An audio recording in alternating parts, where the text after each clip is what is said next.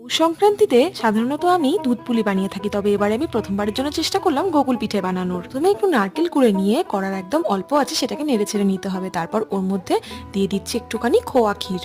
খোয়া ক্ষীরটাকে দিয়ে ভালো করে কিছুক্ষণ নেড়ে ছেড়ে তারপর নতুন গুড়ের পাটালি ছিল সেটাকে ভেঙে নিয়ে তার থেকে অল্প একটুখানি অংশ নিয়ে এর মধ্যে দিয়ে দিলাম। এবার এটাকে একদম অল্প আছে খুব ভালো করে পাক দিতে হবে। হাতে অল্প করে নিয়ে যখন দেখবেন যে ভালোভাবে পাকানো যাচ্ছে ভাববেন একদম রেডি।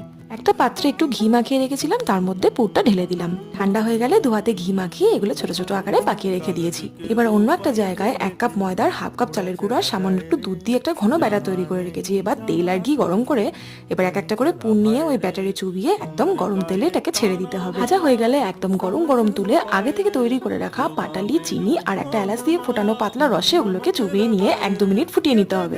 ব্যাস, তাহলেই রেডি হয়ে গেল গোকুল পিঠে।